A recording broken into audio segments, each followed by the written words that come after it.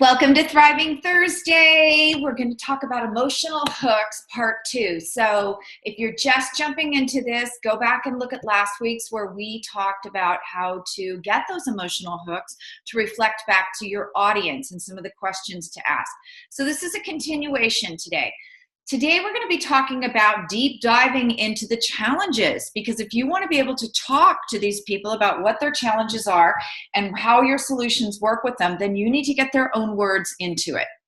So some of the questions that you should be asking it when you talk to people on strategy sessions and other places is like, what has stopped you from taking action? What has stopped you in the past? And a lot of times you're going to hear things like fear, time, my kids, whatever the excuses are. Listen closely to those. I always have people in my program who I see aren't taking action. And I have to step back and have a talk with them and say, hey, you know what? I don't see you moving forward here. How can I help? What's going on? What's keeping you from taking those action steps? That's especially important to me because I want everybody in my programs to be successful. So I want to know what's going on. Why are you not acting on this information? You also need to ask, how would you feel if this challenge was solved for you? So take the problem that they give you and ask them, what would your world, what would your business look like if this was actually no longer a challenge for you, if everything was solved and it was moving smoothly? What have you tried before that didn't work? We talked a little bit about this last time. This is an important question because you not only want to know what they've tried in the past, but you want to know when they tried it. Was it an old method?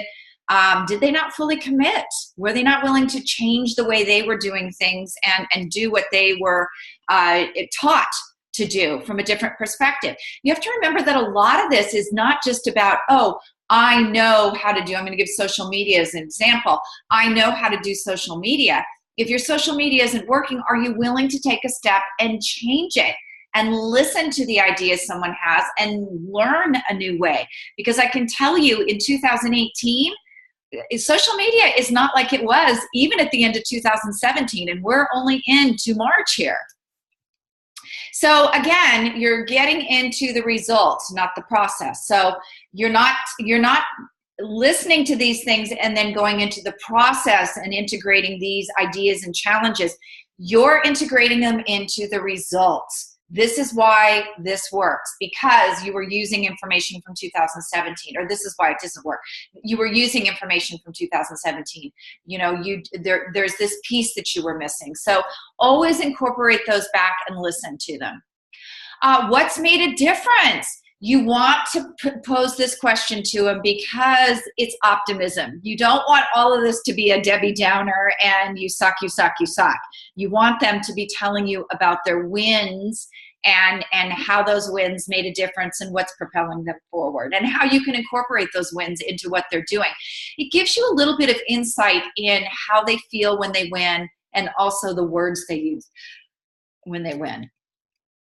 Ask if they have invested. This is a really great question because a lot of times you'll find out that they've never invested in anything before, and you're going to want to know what stopped them. Were they stopped because they didn't feel that this next step had value? Did they stop because they didn't have the time? Did they stop because they didn't have the money? We do a lot of that in our actual assessments in the commitment section. That's part of the commitment. Are you going to step into the time this takes to learn? Are you going to step into and invest in yourself with the money it takes to learn?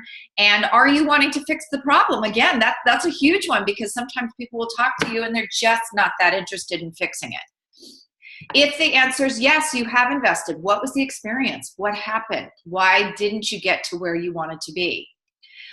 Yes, and ask them the specifics. So not only what happened, but specifically what did you do and what did work and what didn't work.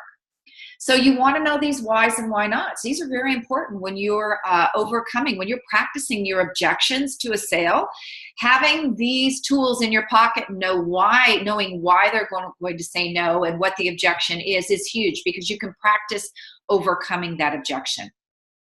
You also should be using your use your magic wand question. So if I were to wave a magic wand right now and fix what's going on in your business, what would all of this look like? And basically walk them through, let them walk you through what their ideal utopian business would look like. And then have them build that vision verbally, because once it comes out of their mouths, they're kind of committed to it. It's kind of like that, that, I don't know who says it, but they tell you when you set your goals or your goals for the year, they tell you, tell somebody about them, because that makes it real. So remember, if you're not fully building your funnel and getting all this in there and getting the tools you need to have your business run effectively, you're probably leaking clients and revenue. And that's something a business never wants to do. Thanks for stopping by. See you later.